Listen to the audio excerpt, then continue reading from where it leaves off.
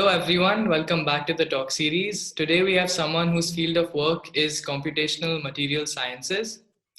Today we welcome Mr. Robert B. Wexler.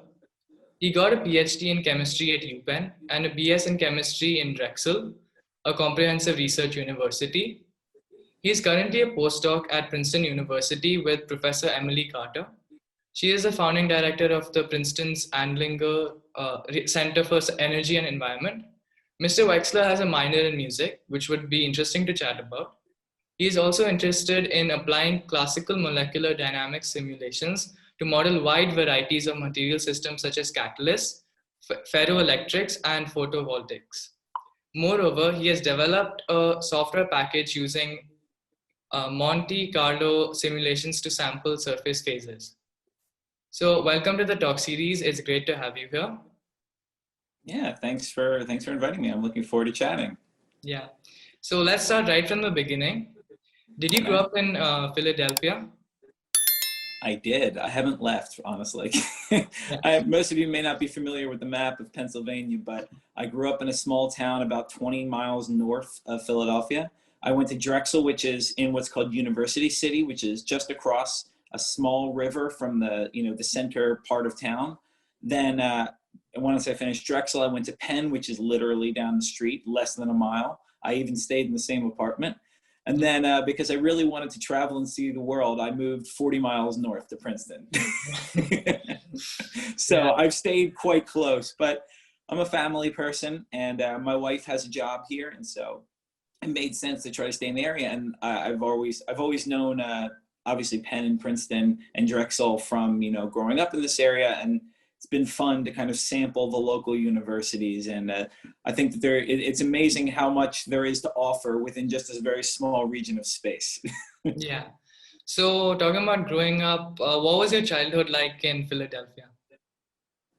Sure, yeah. So I lived in a pretty suburban area, kind of a small town. My town was actually founded in the 17th century.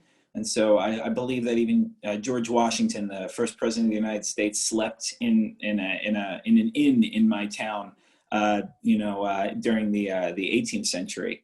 And so it's a small town. There are a lot of farms. I've actually been back recently, and some of those farms are gone. It's a lot of developments now, so it's kind of sad for me. But it was a nice small town life growing up.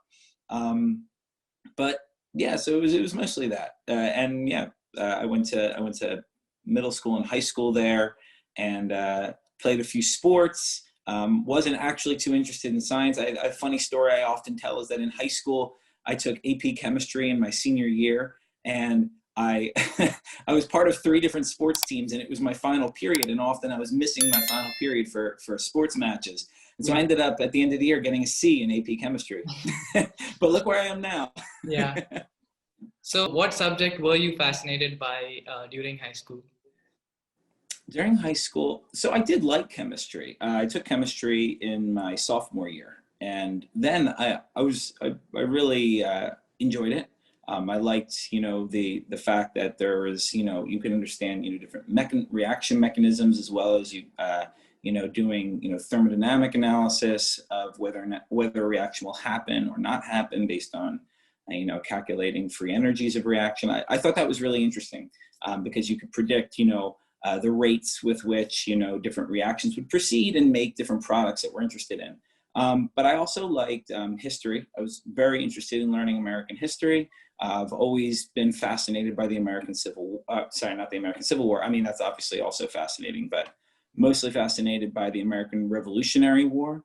And other than that, yeah, I would say those are my 2 most interesting. So when I applied to college, actually, I applied to a number of different schools because I had no idea what I wanted to do. Some schools were, had programs in, history and political science that I was interested in, and other schools with, medical, a pre-med program. So actually going into college, I had no idea really what I wanted to do.